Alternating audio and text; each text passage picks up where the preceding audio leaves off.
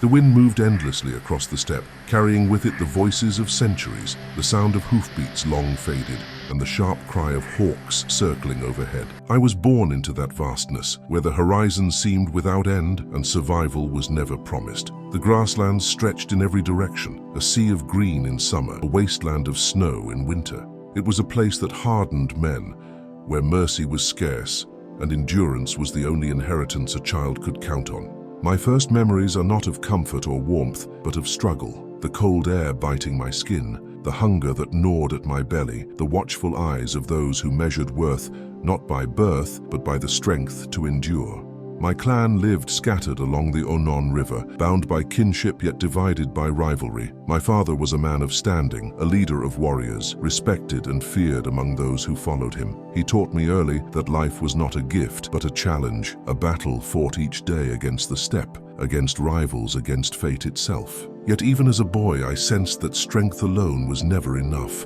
There was cunning in his eyes when he dealt with other chieftains, a knowledge that alliances were fragile, that power was never certain. I listened as men spoke in hushed tones around the fires as they plotted hunts and raids, their voices carried away by the night wind. I absorbed it all in silence, for even then I knew that to survive was to listen, to learn, to strike only when the moment was right. But fate is cruel to those who depend too heavily on what they already hold. My father, returning from a journey, was poisoned by enemies who feared his growing strength. I was still a boy when he died, left standing with my mother and brothers in a world that suddenly felt hostile and hollow. Leadership slipped away from us like water through our fingers. Our allies abandoned us, our people scattered, and we were cast out into the wilderness. I remember the silence that followed, the way men turned their backs, the way my mother's eyes hardened as she gathered us, children too young to understand but old enough to feel betrayal burn in our hearts. Those years were the crucible that shaped me. We were left with nothing but the clothes on our backs, the bow and arrows we could fashion, the meager food we could scrape from the land. Hunger became our constant companion. There were days when we ate roots, when we fought for scraps, when the thin line between life and death grew so faint it nearly disappeared. I learned then that no one would come to save us. The world offered nothing freely. Everything had to be taken. Everything had to be held with ruthless hands or it would vanish. Among my brothers, tensions grew. The desperation of hunger sharpens envy, and envy soon turns to conflict. One night, my half-brother claimed food meant for us all, defying the fragile order my mother tried to keep. Rage consumed me. I struck him down with an arrow, killing him where he stood. His blood seeped into the earth, staining my hands with the truth I would carry all my life. In the steppe, weakness invites death, and hesitation destroys more surely than any sword. That moment did not haunt me, it hardened me. It taught me that leadership demanded not kindness, but resolve. Still, I was not yet strong enough to command others. Rival clans hunted us like wolves, and one day they caught me. I was taken captive, enslaved, bound with a wooden collar that weighed on my shoulders, marking me as less than a man. They watched me, mocked me, believed that my spirit would break under chains, yet even in bondage my mind sharpened. I studied the faces of my captors, their habits, their complacency. I waited, silent, patient, until the chance came. One night, the guard grew careless. I slipped my bonds, moved like a shadow through their camp, and vanished into the dark. My escape was not just freedom, it was a rebirth. I had been broken down to nothing and risen again, forged by humiliation into something harder, more unyielding. When I returned to the wilderness, I was no longer merely a boy cast out. I was something more, though I had yet to understand the full shape of it. I began to gather men around me, those who had also been abandoned, those who had suffered, those who knew that loyalty must be earned, not demanded by blood alone. Slowly, one by one, they came. I offered not the fragile ties of kinship, but the promise of reward, of protection, of justice harsh and uncompromising. My word became law among them, and my resolve became their anchor. The steppe was a land of endless rivalries. Tribes rose and fell, chieftains boasted and were humbled, power shifted like sand in the wind. I watched it all and began to see a pattern.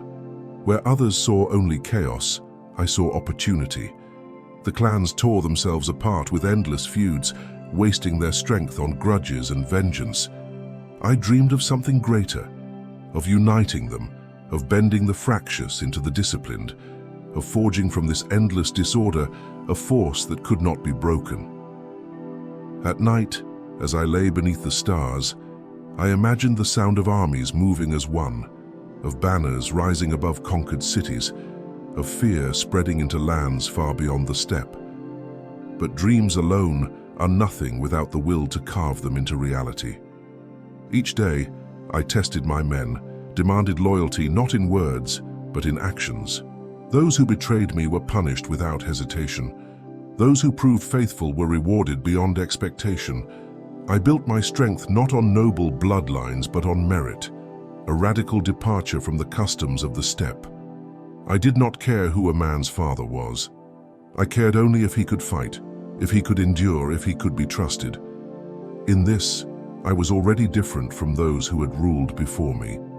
The world did not yet know my name, but already it was shifting because of me. Rivals whispered of the boy who had risen from exile, of the fugitive who had escaped his captors, of the leader who demanded loyalty with fire in his eyes.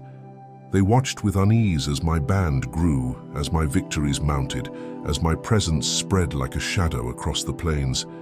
Still, they did not yet fear me as they would. That fear would come later, with rivers of blood and cities reduced to ash. For now, I was only a young man, hardened by betrayal, sharpened by suffering, carrying within me a vision that few could yet imagine. The wind still swept across the steppe, carrying the voices of the past, the whispers of the ancestors. But now, another voice joined them, mine. And though it began in silence, it would grow into a roar that no power on earth could ignore. The wind moved endlessly across the steppe, carrying with it the voices of centuries, the sound of hoofbeats long faded, and the sharp cry of hawks circling overhead. I was born into that vastness, where the horizon seemed without end, and survival was never promised. The grassland stretched in every direction, a sea of green in summer, a wasteland of snow in winter. It was a place that hardened men, where mercy was scarce, and endurance was the only inheritance a child could count on. My first memories are not of comfort or warmth, but of struggle. The cold air biting my skin, the hunger that gnawed at my belly, the watchful eyes of those who measured worth not by birth, but by the strength to endure. My clan lived scattered along the Onon River, bound by kinship yet divided by rivalry. My father was a man of standing, a leader of warriors, respected and feared among those who followed him. He taught me early that life was not a gift, but a challenge, a battle fought each day against the steppe, against rivals, against fate itself. Yet even as a boy, I sensed that strength alone was never enough. There was cunning in his eyes when he dealt with other chieftains, a knowledge that alliances were fragile, that power was never certain. I listened as men spoke in hushed tones around the fires, as they plotted hunts and raids, their voices carried away by the night wind. I absorbed it all in silence, for even then I knew that to survive was to listen, to learn, to strike only when the moment was right. But fate is cruel to those who depend too heavily on what they already hold. My father, returning from a journey, was poisoned by enemies who feared his growing strength. I was still a boy when he died, left standing with my mother and brothers in a world that suddenly felt hostile and hollow. Leadership slipped away from us like water through our fingers. Our allies abandoned us, our people scattered, and we were cast out into the wilderness. I remember the silence that followed, the way men turned their backs, the way my mother's eyes hardened as she gathered us, children too young to understand, but old enough to feel betrayal burn in our hearts. Those years were the crucible that shaped me. We were left with nothing but the clothes on our backs, the bow and arrows we could fashion, the meager food we could scrape from the land. Hunger became our constant companion. There were days when we ate roots, when we fought for scraps, when the thin line between life and death grew so faint it nearly disappeared. I learned then that no one would come to save us. The world offered nothing freely. Everything had to be taken. Everything had to be held with ruthless hands, or it would vanish. Among my brothers, tensions grew. The desperation of hunger sharpens envy, and envy soon turns to conflict. One night, my half-brother claimed food meant for us all, defying the fragile order my mother tried to keep. Rage consumed me. I struck him down with an arrow, killing him where he stood.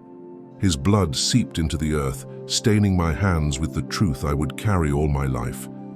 In the steppe, weakness invites death, and hesitation destroys more surely than any sword. That moment did not haunt me, it hardened me. It taught me that leadership demanded not kindness, but resolve. Still, I was not yet strong enough to command others. Rival clans hunted us like wolves, and one day they caught me. I was taken captive, enslaved, bound with a wooden collar that weighed on my shoulders, marking me as less than a man. They watched me, mocked me, believed that my spirit would break under chains. Yet even in bondage, my mind sharpened. I studied the faces of my captors, their habits, their complacency. I waited, silent, patient, until the chance came. One night, the guard grew careless. I slipped my bonds, moved like a shadow through their camp, and vanished into the dark. My escape was not just freedom, it was a rebirth. I had been broken down to nothing and risen again, forged by humiliation into something harder, more unyielding. When I returned to the wilderness, I was no longer merely a boy cast out. I was something more, though I had yet to understand the full shape of it. I began to gather men around me, those who had also been abandoned, those who had suffered, those who knew that loyalty must be earned, not demanded by blood alone. Slowly, one by one, they came. I offered not the fragile ties of kinship, but the promise of reward, of protection, of justice harsh and uncompromising. My word became law among them, and my resolve became their anchor. The steppe was a land of endless rivalries. Tribes rose and fell, chieftains boasted and were humbled, power shifted like sand in the wind. I watched it all and began to see a pattern. Where others saw only chaos, I saw opportunity. The clans tore themselves apart with endless feuds, wasting their strength on grudges and vengeance. I dreamed of something greater, of uniting them, of bending the fractious into the disciplined, of forging from this endless disorder a force that could not be broken. At night, as I lay beneath the stars, I imagined the sound of armies moving as one, of banners rising above conquered cities, of fear spreading into lands far beyond the steppe. But dreams alone are nothing without the will to carve them into reality. Each day, I tested my men, demanded loyalty not in words, but in actions. Those who betrayed me were punished without hesitation. Those who proved faithful were rewarded beyond expectation. I built my strength not on noble bloodlines, but on merit, a radical departure from the customs of the steppe. I did not care who a man's father was. I cared only if he could fight, if he could endure, if he could be trusted. In this, I was already different from those who had ruled before me. The world did not yet know my name, but already it was shifting because of me. Rivals whispered of the boy who had risen from exile, of the fugitive who had escaped his captors, of the leader who demanded loyalty with fire in his eyes.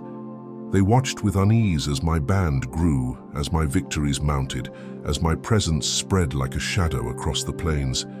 Still, they did not yet fear me as they would. That fear would come later, with rivers of blood and cities reduced to ash. For now, I was only a young man, hardened by betrayal, sharpened by suffering, carrying within me a vision that few could yet imagine. The wind still swept across the steppe, carrying the voices of the past, the whispers of the ancestors. But now, another voice joined them, mine. And though it began in silence, it would grow into a roar that no power on earth could ignore. The steppe has always been a place of shifting loyalties, where one day's ally could become the next day's enemy. After my escape, after I had begun to gather men to my side, I learned quickly that power was never secured by strength alone. It was forged in bonds, fragile, dangerous, but necessary.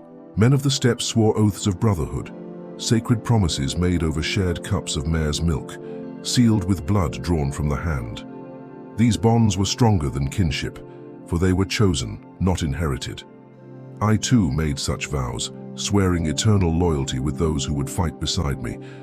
Yet I learned soon enough that even brotherhood had its price, and betrayal lurked as close as trust itself. One of the first men who stood with me was Jamuka, a boyhood companion, bound to me by childhood games and shared hunts. Together we dreamed of a life beyond the hunger of exile, beyond the endless feuds of clans. We became Anda, blood brothers, vowing never to forsake each other. When I first began to rise, Jamuka was there, his laughter loud, his courage undeniable. Yet loyalty is not measured in words spoken over wine, but in actions when power sharpens desire. In time, our bond would fracture, and that fracture would send rivers of blood across the steppe. But that was still to come. For now, we rode side by side, two young men gathering strength, imagining futures we could barely describe. The men who followed me were not the powerful or the privileged. They were the cast-offs, the betrayed, the desperate. I gave them something no other chieftain offered: fairness. When plunder was taken, I divided it equally. When food was scarce, I ate last. When a man proved himself in battle, I rewarded him not because of his father's name, but because of his worth. In this way, I turned loyalty from a fleeting favor into a hardened chain. My word became law among them. They trusted me because I had shown them I could be trusted. And in the steppe, where treachery was as common as the wind, that was rare. Still, enemies watched. One night, raiders came upon our camp, catching us unprepared. Arrows darkened the sky, hooves thundered through the grass. I fought with desperation, every stroke of my blade a plea for survival. We held them off, but barely. Blood stained the earth, and in the chaos I understood a truth I would never forget. Discipline was as vital as courage. A man who rode with me would not fight for glory alone. He would fight in order, with purpose, as part of something larger than himself. From that night on, I demanded drills, formations, signals, a kind of discipline the tribes had never seen. At first, my men grumbled, unused to such rigid demands. But when the next attack came, we stood as one, and the enemy broke against us like waves against stone. That victory silenced all doubts. As my strength grew, I found myself drawn into conflicts larger than my own survival. Rivals saw my rise as a threat, and they conspired to end it before it spread further.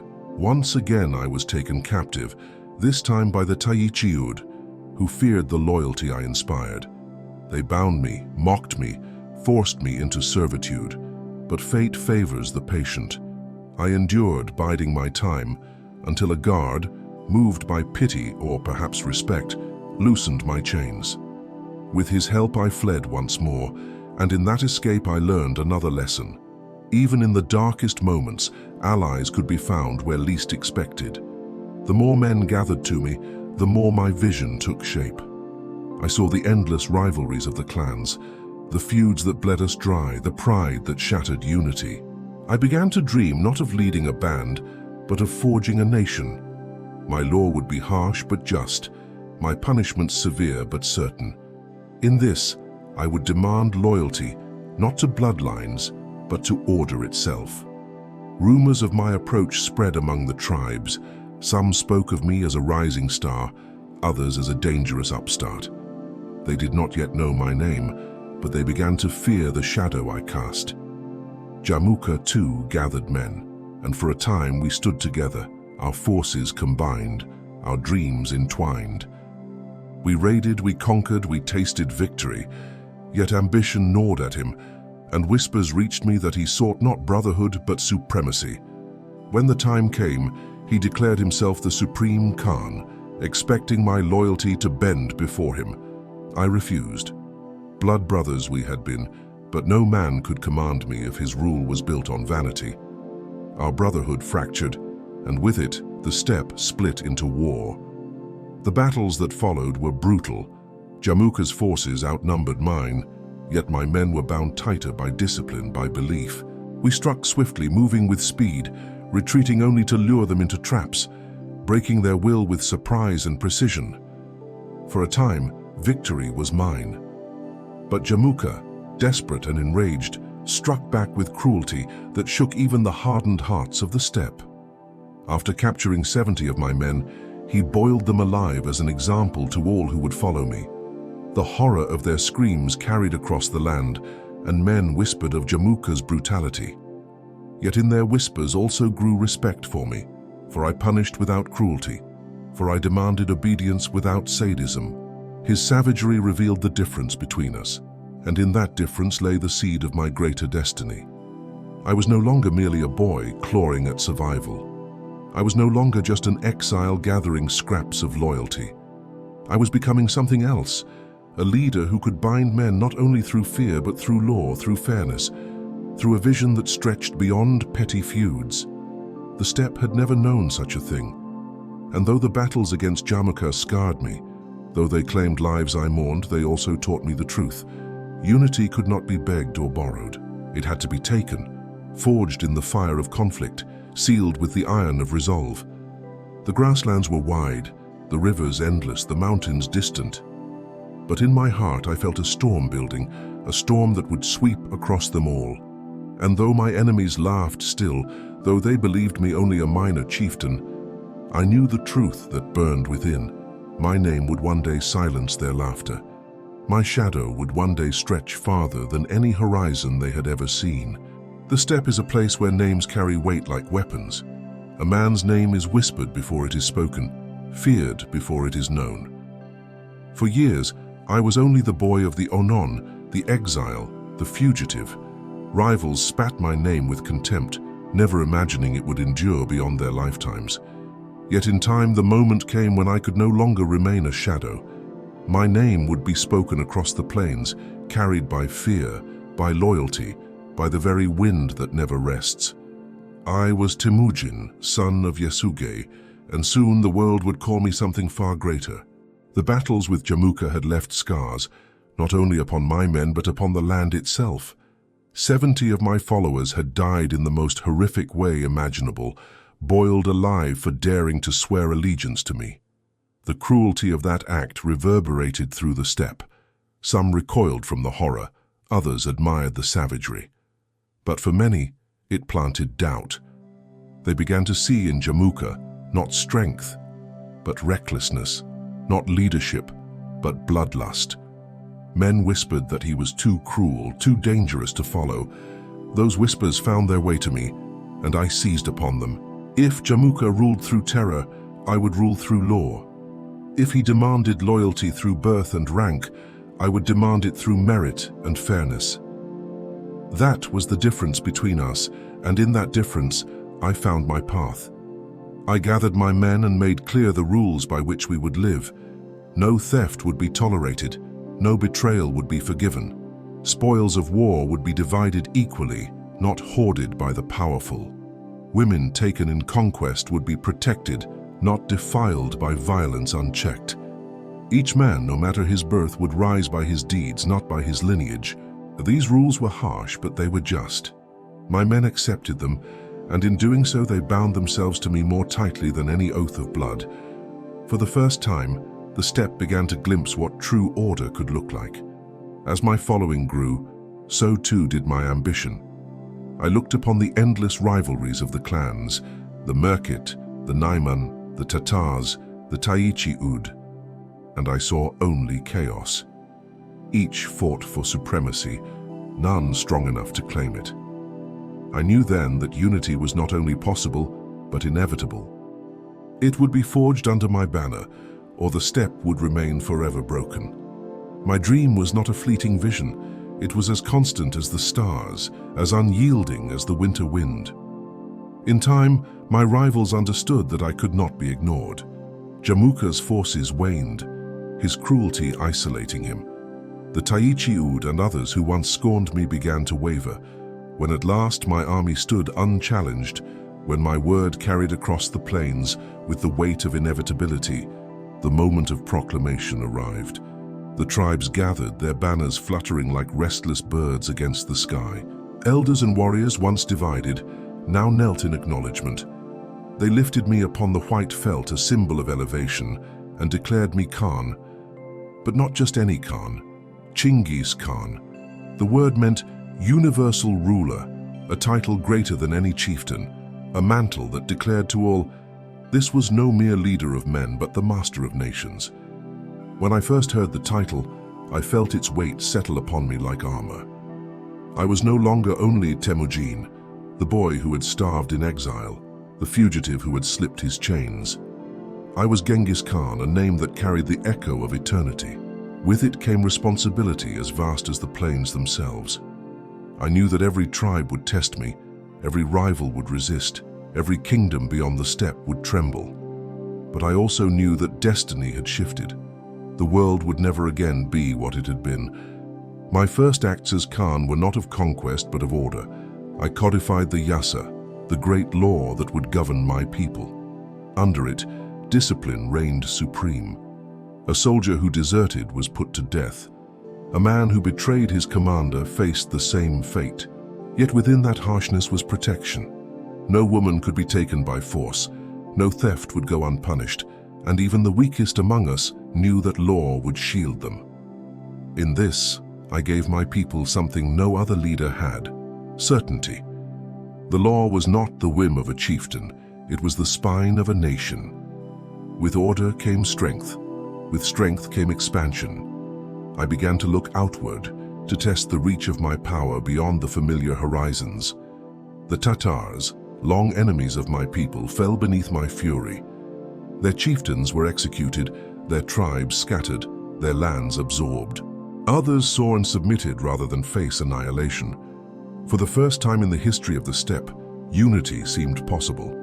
Not a fragile alliance, not a fleeting bond of kinship, but true unity, forged in law, sealed in blood, carried by loyalty that no rival could easily break. Whispers carried my name far beyond the camps of the Mongol plain. Traders spoke of me in markets, soldiers cursed me in fear, rival Khans plotted in desperation. Some dismissed me still, believing that no man could hold together the wild, fractious clans of the steppe. But others began to sense the truth. I was not like those who came before. I was building something larger, something enduring, something that could stretch across deserts, rivers, and mountains. The boy who once starved by the fire, who killed his half-brother in desperation, who wore the yoke of captivity, was gone. In his place stood Genghis Khan, master of men, architect of destiny. Yet even as I embraced the name, I knew that its meaning was not yet fulfilled. The steppe was vast, but beyond it lay kingdoms richer, cities taller, empires older than anything we had known. They too would hear my name. They too would feel the weight of my ambition. For now the tribes knelt, the steppe was mine, but the world beyond awaited, and I was no longer content to survive. I was destined to conquer. The title of Khan was not the end of my struggle.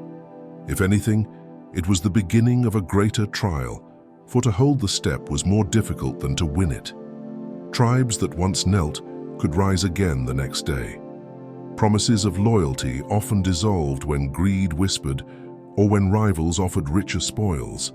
I understood that power gained through fear alone would collapse in time. What I sought was not a fleeting dominion, but a foundation that could outlast me, a structure of order as vast as the horizon. And so, after I was raised upon the white felt and named Genghis Khan, I turned not first to conquest, but to forging a nation. The clans of the steppe had known no such thing before me. Their loyalty was to family, to kin, to ancient grudges and shifting alliances. I set out to break that pattern. I declared that bloodline would no longer be the only measure of worth. A man's birth could not shield him from justice, nor could it guarantee him command. What mattered was skill, discipline, and loyalty. If a shepherd proved himself more capable than the son of a chieftain, it would be the shepherd who rose in rank. This shattered the old ways, but it also bound men to me with a loyalty fiercer than kinship. They knew that under my command, their courage and endurance would be rewarded.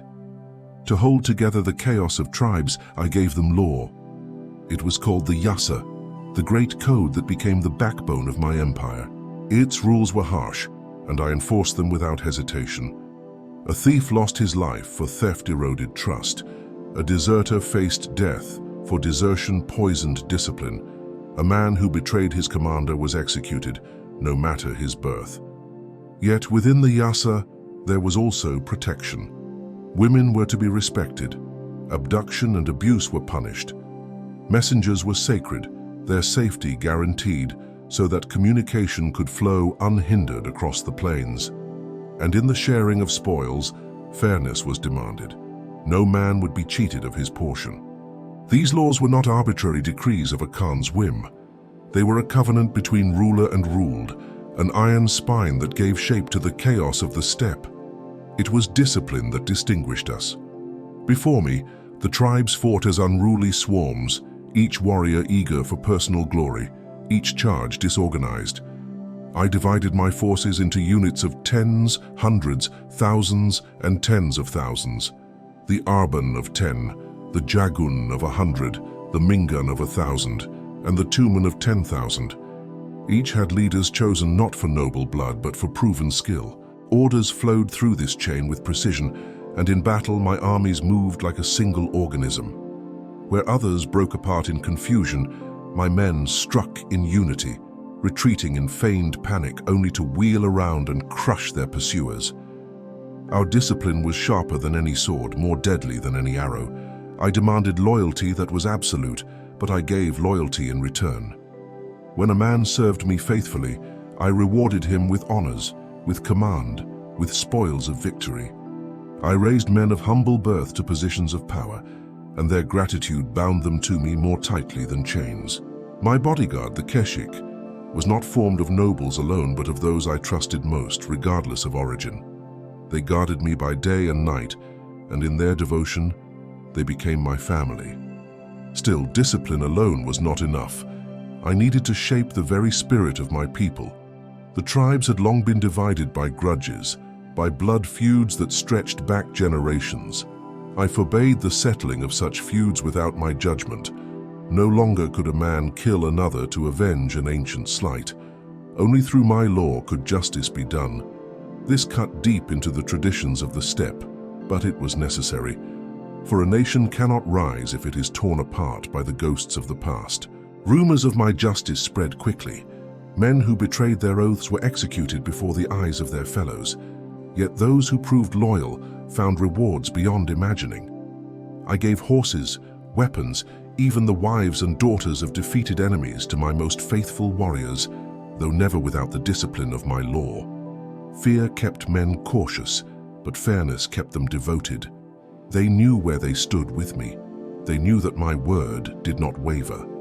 In this, I became not only their leader, but their judge, their protector, the axis around which their lives revolved. I also turned my eyes to the lifeblood of the steppe, the horses. Each warrior under my command rode with several mounts, allowing him to move faster, farther, with endurance unmatched by any army in the world. The horse was his bed, his shield, his weapon.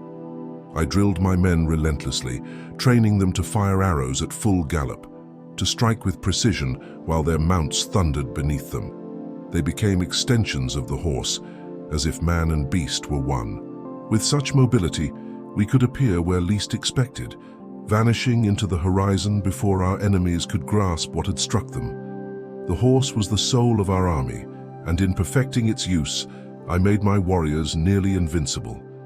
Still, war was not only fought with weapons but with fear. I used deception as often as force. I sent scouts to spread rumors of my strength, to magnify the terror of my approach. I taught my men to feign retreat, to lure enemies into ambushes. I spread stories of entire cities burned to ash, of rivers running red, so that when I approached, many surrendered without a fight. Terror was a weapon as sharp as any blade, and I wielded it without hesitation. Yet always I offered a choice: submit and live, resist and perish. Many chose wisely, bending the knee rather than facing annihilation. But forging a nation required more than war. It required vision. I envisioned not only a steppe united, but a world connected. Traders who crossed my lands were protected, their goods safe from theft, their lives safe from ambush. I understood that commerce enriched not only the merchant, but the nation that safeguarded him. Envoys who carried my messages were inviolate, for communication was the thread that held together the vastness of my realm. To harm a messenger was to invite death, for I would not allow the veins of my empire to be severed. At night, when the fires burned low, I often walked alone, gazing at the stars scattered across the endless sky. I thought of my father, of my mother's struggle, of the years of hunger and exile. I thought of Jamukha and the brotherhood we had shattered. I thought of the 70 men boiled alive, their screams still echoing in my ears. All of it led to this moment. All of it had forged me into Genghis Khan, the ruler of a people who were no longer merely clans, but a nation bound by law, by discipline, by vision. And yet, even in my triumph, whispers followed me. Some said my rule was too harsh, that my laws suffocated the old ways. Others claimed I sought not unity but tyranny, that I would consume the steppe in my hunger for power. I did not deny it. Power was my hunger, but not for its own sake. Power was the only force that could end the endless cycle of betrayal, that could raise my people from scattered tribes to an empire. I accepted the whispers, for whispers mattered little against the truth of my strength. With each passing season, my nation grew stronger. The tumens drilled, the laws spread, the tribes submitted. The foundation had been laid, stronger than stone, deeper than blood. I had forged not only an army, but a nation. And with that nation, I turned my eyes outward beyond the steppe, toward kingdoms and empires that had never imagined the horsemen of the plains could threaten them. For the steppe was no longer enough. The horizon no longer contained me. My people were united, my law unshakable, my army unstoppable. And so I began to prepare for the next chapter, the conquests that would shake the world itself, that would carry the name of Genghis Khan farther than even the stars above could see. The first test of the nation I had forged came swiftly, for the steppe does not grant peace to those who rise.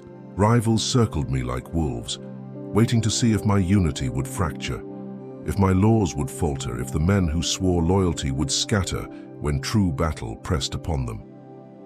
I welcomed their doubts, for each test only gave me the chance to prove that discipline and vision could shatter chaos. The Tatars were the first to feel my full wrath. They had poisoned my father years before, ending his life and casting my family into ruin. That wound had never healed. It burned within me like a brand. Now, with my tumens trained and my law unshakable, I turned upon them. The campaign was swift and merciless. We struck under the cover of darkness, arrows hissing through the air, horses pounding the earth like thunder. My men moved with precision, each unit flowing into the next. The Tatars, who once mocked us, found themselves scattered, their leaders executed, their power broken. I spared those who submitted, but their chiefs I crushed, for vengeance and order demanded it. Their blood quenched a thirst that had lingered since my boyhood. From there my shadow spread wider.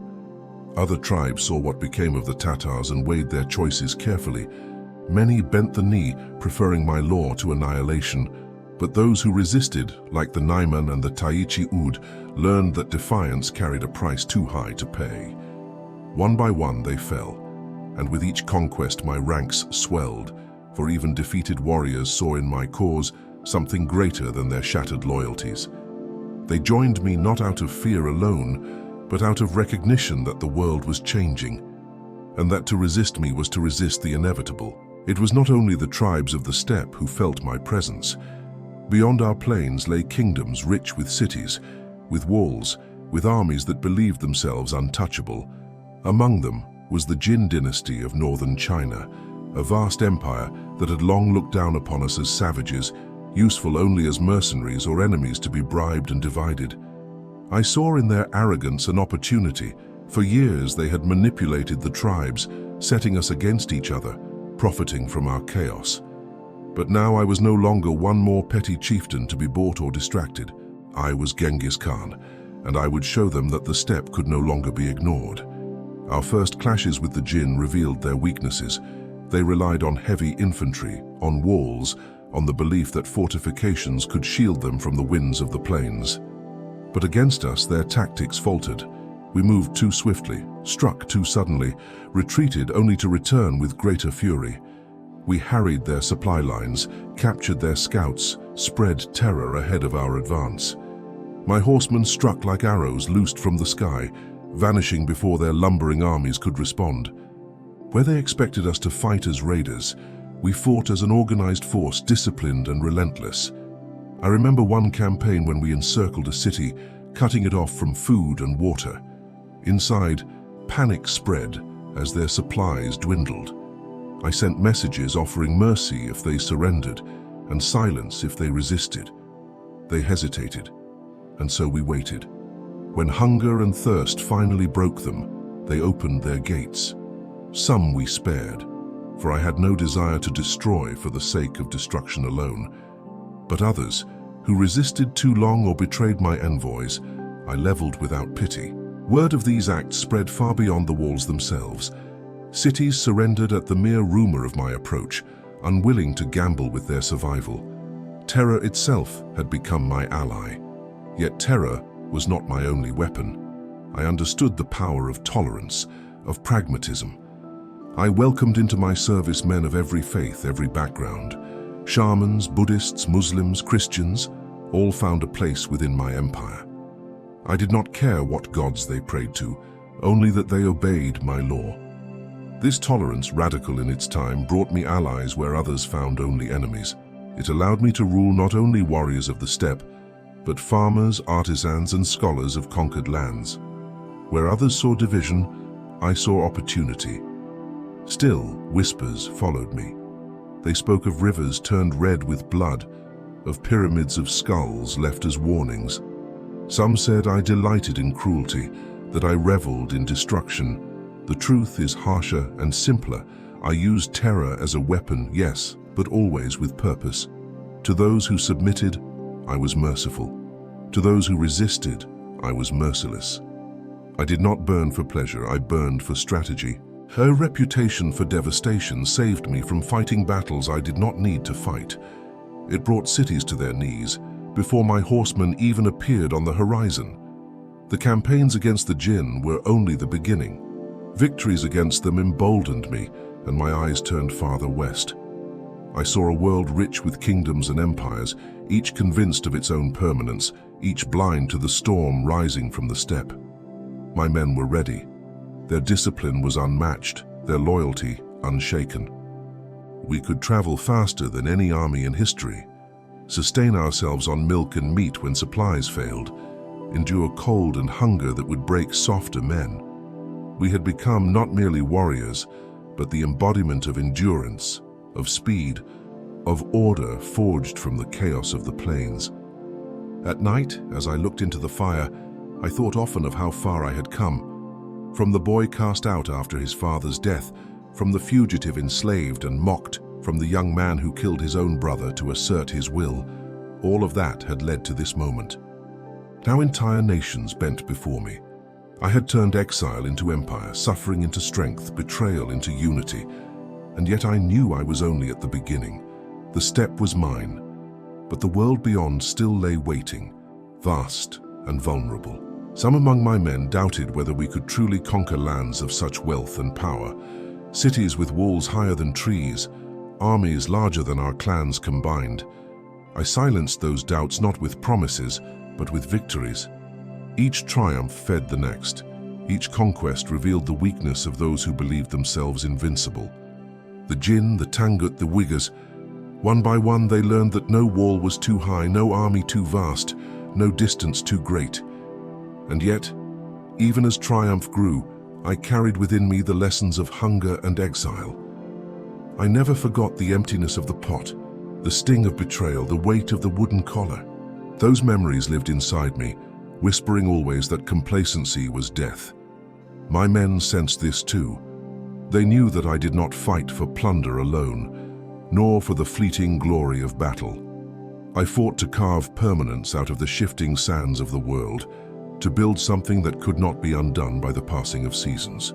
The first conquests had proven the strength of my law, the discipline of my army, the reach of my vision. But they also revealed a deeper truth, that what I had begun on the steppe was only the foundation. The real test lay ahead, beyond the deserts, beyond the rivers, beyond the mountains. For if the tribes of the steppe could be united, then why not all the world? I was no longer merely Genghis Khan of the Mongols. I was the storm rising from the horizon, the force that would sweep across kingdoms and empires alike. And as the fires of conquered cities burned behind me, I turned my gaze forward, already seeking the next battle, the next victory, the next empire to bring beneath my rule. The further I pushed, the more the world began to tremble. Yet nothing prepared me for the betrayal that came from the west, across the sands, where the Khwarazmian Empire stood. It was a kingdom of wealth and arrogance, its cities glittering with markets, its rulers confident in their walls and armies. At first, I did not seek their destruction. I sought trade, for I understood that conquest alone could not feed a nation, that commerce brought riches as surely as plunder. I sent envoys with gifts, offering friendship, offering a path for merchants to move safely along the Silk Road under my protection. But arrogance blinds men. The Shah of Khwarazm believed himself greater than me, greater than the horsemen of the steppe. He saw my overtures not as honor but as weakness. He seized my envoys, humiliated them, executed them. It was not only an insult, it was a violation of the sacred law that bound nations. To kill a messenger was to spit in the face of order itself. When word reached me, I felt a cold fury unlike any I had known. The Shah thought he had silenced me with blood. Instead, he had signed the death warrant of his entire empire. I gathered my tumens and began the long march west. Across deserts that baked the skin, across rivers that seemed endless, my horsemen rode, relentless, tireless. We carried with us not only weapons but vengeance. Every man in my army knew what had been done, knew that this campaign was not merely conquest, but retribution. The desert was harsh, yet we endured. Our horses fed on sparse grasses, our men survived on milk, dried meat, and the will to destroy those who had dishonored us. When we reached the first cities of Khwarazm, I offered them the same choice I had offered so many others: surrender and live, resist and perish. Some opened their gates and were spared, their people folded into the great current of my empire, but others defied me. Trusting in their walls, their soldiers, their gods, against them I unleashed the full weight of my fury. Siege engines battered their defenses, arrows darkened their skies, fires consumed their markets. When the walls fell, no mercy was shown. Entire populations were cut down, their cities left smoldering ruins. Word of these massacres traveled faster than my armies, racing ahead like a storm wind. Before I even reached them, some cities capitulated, terrified of the fate that awaited defiance. One tale above all spread my name in whispers of horror. The city of Nishapur, after its governor killed one of my sons-in-law, became the target of my unyielding vengeance. When it fell, the slaughter was so complete that not even the dogs were spared. The streets ran with blood, and survivors were few. Historians would argue for centuries over the numbers, over whether the tales were exaggerated. But the truth was simpler. The name of Genghis Khan had become terror itself, carried from mouth to mouth, from caravan to caravan, across the known world. Yet I was not only a destroyer. Where cities surrendered, I welcomed their people. Artisans, scholars, merchants, all found places within my empire. I moved them east and west, spreading their knowledge, their crafts, their wisdom. I valued not only warriors, but builders, thinkers, those who could shape civilization. My laws protected them, my armies shielded them. In this way I brought order where once there had been only arrogance and disunity. Still, the Shah himself fled before me, abandoning his people, seeking refuge in fortress after fortress, chased to the edge of his realm. He believed the deserts would protect him, that distance would break my resolve. But there was no distance I would not cross, no hardship I would not endure. My horsemen rode farther than any had imagined possible, their endurance unmatched, their discipline unshaken. Even as disease and exhaustion claimed some, the tide of our advance did not falter. At last the Shah found no sanctuary. Hounded, desperate, he died in exile, stripped of his throne, his empire shattered. His pride had been his undoing. He had believed that the horsemen of the steppe were beneath him, that his wealth and cities made him untouchable. In his arrogance, he had invited ruin, and I had delivered it. His empire was scattered, its cities broken, its people folded into the current of my dominion. The campaigns in Khwarazm taught the world what it meant to defy me. No river was too wide, no desert too barren, no city too fortified. My armies adapted to every terrain, endured every hardship. They crossed rivers by building rafts from skins, scaled mountains with their horses, survived winters with nothing but their cloaks and their fire. Where others saw barriers, I saw only obstacles to be overcome. But these campaigns also taught me the value of fear as a weapon. The annihilation of cities was not only punishment, it was strategy. Fear traveled faster than horsemen. It entered the hearts of rulers before I ever arrived, convincing them to surrender without battle. In this way, terror saved lives, my own men's lives, even as it destroyed others. It was a cruel balance, but one I accepted without hesitation. Yet I was not blind to the cost. I walked among the ruins of conquered cities, the air heavy with smoke, the silence broken only by the cries of survivors. I saw children wandering alone, women mourning their dead, streets littered with the ashes of lives erased. I felt the weight of it pressing on me, but I did not turn away. I told myself it was necessary, that only through fire could new order be forged. The world would curse my name, but it would also remember it, and in that memory, my vision would endure. When I returned from the West, I was no longer only a ruler of the steppe. I was a figure spoken of in Persia, in the Middle East, even in the courts of Europe. Traders carried tales of my armies that rode like shadows, of my justice that was merciless yet fair, of my empire that stretched farther than any had before. I had crossed rivers and deserts that others thought impassable, shattered an empire that believed itself eternal, and proved that the world's boundaries could not contain me. At night, as I sat by the fire, I thought back to the insult that had begun it all. The murdered envoys, their bodies discarded as if they were nothing. That insult had given birth to a storm that erased an empire. I swore then that never again would the messengers of Genghis Khan be touched without consequence. My empire was not merely power, it was law, and that law stretched as far as my armies could ride. The conquest of Khwarazm was more than vengeance. It was a message. To every kingdom, every sultan, every emperor, it declared, the Mongols cannot be ignored. Submit, and you will live. Defy me, and you will be erased. And yet, even as the dust of ruined cities settled, I knew that my journey was not over. The West had shown me the vastness of the world, the wealth of its cities, the arrogance of its rulers. It had shown me that my vision could stretch farther still. My men were restless, eager for the next campaign, and I myself felt the hunger burning within me. The deserts had not quenched it. The rivers had not slowed it.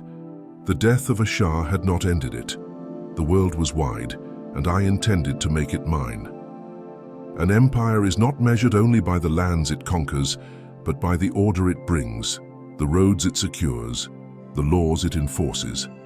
After the westward campaigns, when the Khwarazmian Shah had fled into exile and his empire lay in ruins, I found myself ruling not only the endless steppe, but also cities of stone, markets of silk and spices, and peoples who had never imagined bending to a Khan from the plains.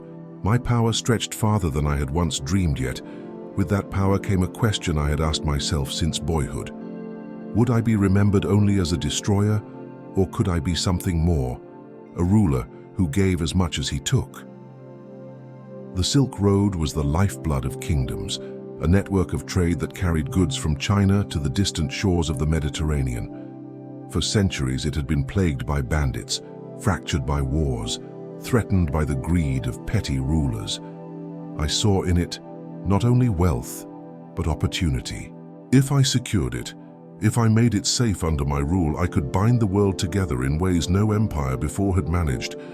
And so I did. My armies swept across its routes, crushing brigands, imposing order, ensuring that caravans could move without fear. I declared that merchants, no matter their origin, would be under my protection. Traders who once traveled in fear now moved with confidence, their goods passing safely across lands they once avoided. With trade came riches, but also ideas, inventions, and faiths. I did not seek to bind men's souls to one god. I understood that power did not come from forcing belief, but from tolerating it. In my empire, Buddhists prayed in their temples, Muslims in their mosques, Christians in their churches, shamans under the open sky. I welcomed them all, for I valued loyalty over creed. So long as they obeyed my laws and paid their tribute, their gods were their own. My tolerance was not born of softness, but of pragmatism. By allowing many faiths, I ensured that my rule spread without endless rebellion, and in that tolerance, I created a realm where ideas mingled as freely as goods. Yet whispers still followed me. To some, I was a demon, a scourge sent to punish the world. They spoke of cities leveled, of rivers choked with bodies, of entire populations wiped from the earth. These tales carried truth, for when resistance was fierce, my retribution was merciless. But they carried exaggeration as well, for my hand was not guided by cruelty alone. I punished when necessary. I spared when it served. To those who submitted, I was merciful, even generous. Artisans were given homes in new cities, scholars placed in service, soldiers granted positions. My empire was built not only by blood, but by the talents of those who once opposed me. Still, I let the rumors spread, for fear was a weapon more powerful than any sword. If my name alone could make a city surrender, then bloodshed could be avoided before the first arrow flew. In these years, I began to see myself less as a raider and more as a lawgiver. I expanded the Yassa, ensuring that its reach extended from the Mongolian plains to the cities of Persia, from the deserts of Central Asia to the forests of Russia. Laws were proclaimed on trade, on marriage, on military service, on the treatment of envoys and messengers. My officials carried these laws across the empire, and men who had never before heard of me soon felt the weight of my justice. In this way, I became not only a conqueror but a ruler, shaping a system that could outlast my own lifetime. Still, I could not ignore the contradiction that haunted me. My name spread in terror and in respect, in hatred and in awe. I built order, yet I destroyed cities. I welcomed merchants, yet I annihilated kings. I promised fairness, yet I demanded obedience that allowed no dissent. Was I a creator or a destroyer? Perhaps I was both, bound by the necessity of my vision. The world had been fractured, lawless, arrogant. To forge it into something greater, I had to break it first. I remember standing on a ridge watching a caravan snake its way across the horizon. Camels burdened with silk, horses carrying spices, men of many tongues walking side by side. Once, such a sight would have been impossible, each step of their journey threatened by war or robbery. Now under my rule they moved unmolested, guarded by the shadow of my law. It was then I understood the paradox I had become. To the merchant, I was salvation. To the ruler I had overthrown, I was ruin. To the world, I was both. My court grew more diverse as my empire expanded. Scholars came from China, engineers from Persia, administrators from lands far beyond the steppe. They brought with them knowledge of irrigation, of mathematics, of governance. I listened, learned, and adapted. I was no fool to believe that conquest alone could sustain an empire. Knowledge, too, was power, and I gathered it as eagerly as I gathered lands. Some whispered that I was illiterate, that I could not read the words I commanded others to write. It was true I never mastered the script of scholars, but I listened, absorbed, and remembered. My mind was my library, my memory sharper than parchment. In this way, I turned ignorance into strength. Still, there were always those who doubted. Some claimed my empire would shatter upon my death, that unity imposed by fear would vanish once my hand was gone. And I heard their whispers and let them speak, for I knew that time alone would answer them. I built not for one lifetime, but for many. My sons and grandsons would inherit not only land, but a system, a law, an army disciplined beyond any other. If they proved worthy, the empire would endure. If they failed, it would crumble, as all empires eventually must. But for now, it endured. From the Yellow River to the Caspian Sea, from the Siberian forests to the deserts of Iran, my banner flew. No empire before mine had stretched so wide, so swiftly, and still I hungered for more. The Jin dynasty remained, their arrogance unbroken, their cities vast.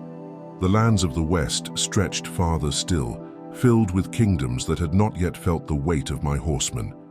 The world was wide, and I intended to ride across every part of it. At night, I sometimes thought of the boy I once was, the exile, the fugitive, the slave with a wooden collar. That boy had starved by empty fires, had felt betrayal in his own family, had dreamed of nothing more than survival. How far he had come, and yet the memory never left me. It whispered always that the world is merciless, that power must be seized and held with unyielding hands, that no one will give you anything unless you take it. Those lessons remained the core of who I was, even as I sat in courts filled with silks and spices. I was Genghis Khan, ruler of an empire that seemed without end. To some, I was a barbarian scourge, to others a lawgiver, to others still a protector of trade and faith. But to all I was inevitable. My name alone changed the course of their lives, whether they cursed it, prayed to it, or relied upon it.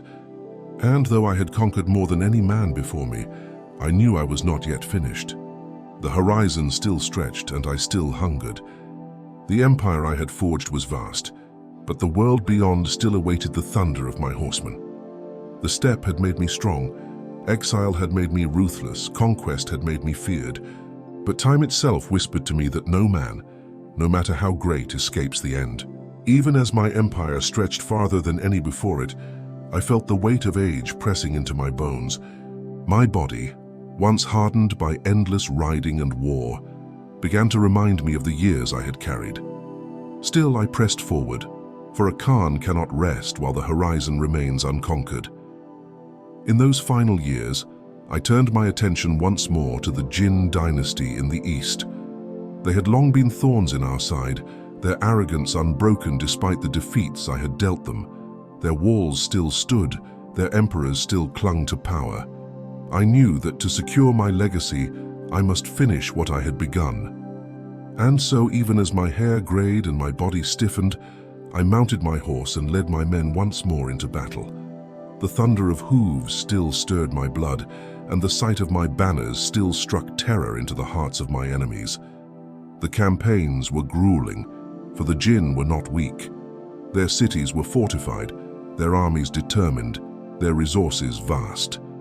But my men had grown even more disciplined, my generals more skilled, my tactics sharper with every campaign. We moved like a tide, encircling, cutting off, starving them into submission. Slowly, city by city, their dynasty crumbled beneath the weight of our persistence. Yet even as victory drew near, fate reminded me of my own mortality. During one campaign, my horse stumbled and I was thrown to the ground.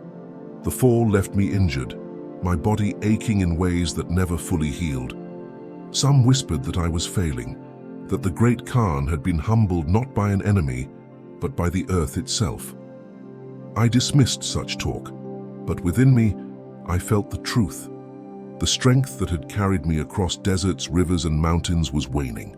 My will remained unbroken, but the vessel that carried it was wearing thin. Still, I refused to yield.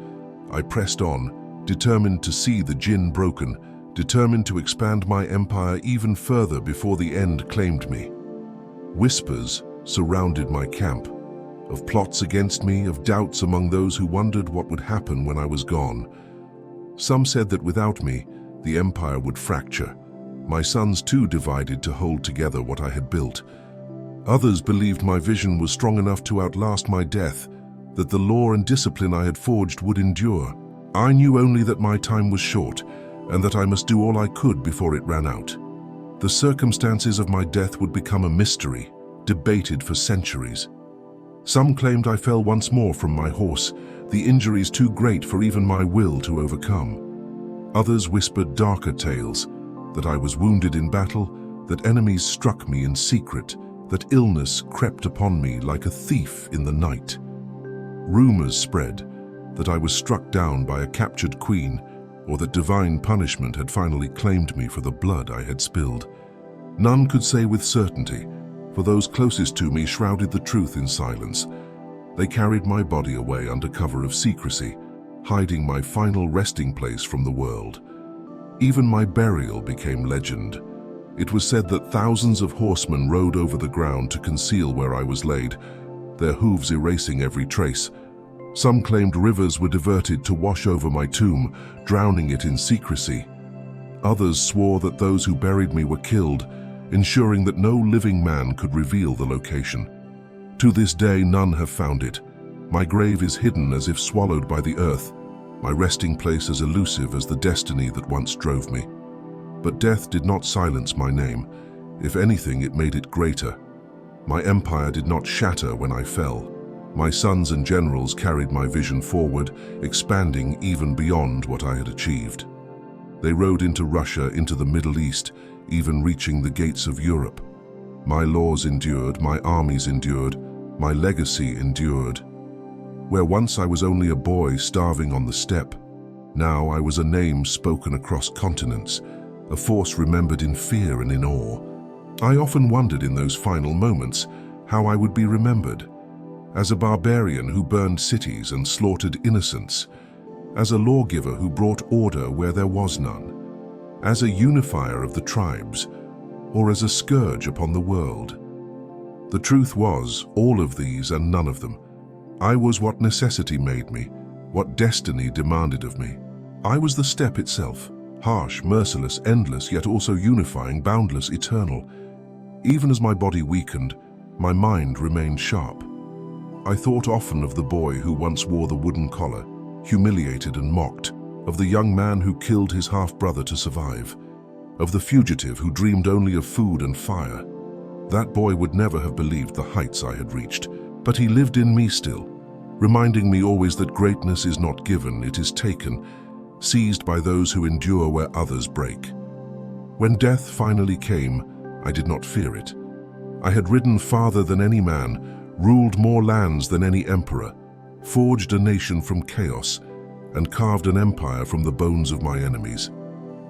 My time was ending, but my vision was not. My name would live on, carried by the winds of the steppe, by the hooves of horses, by the whispers of traders and kings alike. And so, even in death, I remained eternal. The fire that once roared in my chest became an ember as my life's journey drew to its close. But that ember still glowed with memory, vision, and the certainty of what I had left behind. I had ridden across deserts where no army dared to march. I had shattered kingdoms that once believed themselves eternal, and I had built an empire from the bones of scattered tribes. Yet as my breath slowed, I knew my true legacy was not measured only in lands conquered or battles won. It was measured in how the world itself had shifted beneath the weight of my name. Long after my horse no longer carried me, the system I forged carried others.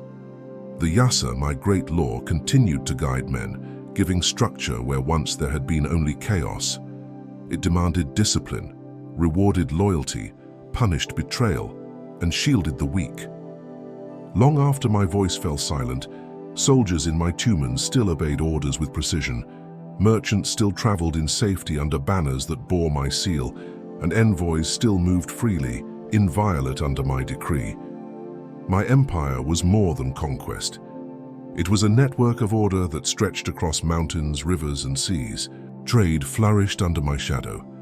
The Silk Road, once broken by bandits and petty wars, became whole again. From China to Persia, from the steppes to the Mediterranean, Caravans moved with a freedom they had never known before. They carried silks and spices, yes, but also words, inventions, ideas, and dreams. Under my rule, the world became smaller, more connected, bound not only by fear, but by opportunity. The ink of scholars, the prayers of monks, the craftsmanship of artisans, all found new homes within my empire, carried by the safety I enforced. And in this, I became not only a conqueror, but a bridge. I connected east to west, the nomad to the city dweller, the warrior to the scholar. Cultures that once stood apart now mingled, influenced and changed one another. I destroyed, yes, but I also created. I cut down, but I also planted. The paradox of my reign was this: I was the storm that burned away weakness and the stillness that allowed new growth. Still, I know that many curse my name. They speak of rivers running red, of cities turned to ash, of pyramids of skulls left as warnings. They are not wrong. I carried fire wherever I went, and countless lives ended under the hooves of my horsemen. Some called me a demon, others a punishment sent by heaven. Perhaps I was both. Yet even in those ashes, there was order where once there had been only endless strife. The world I left was harsh, but it was also unified in ways it had never been before.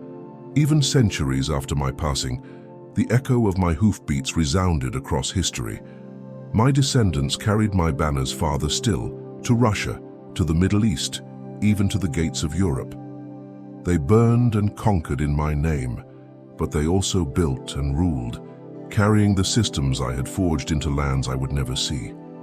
To this day, roads trace paths I carved, and empires rise and fall on foundations I laid. And yet, for all my triumphs, I knew one truth that no man can escape. Death claims us all, and time buries even the greatest empires.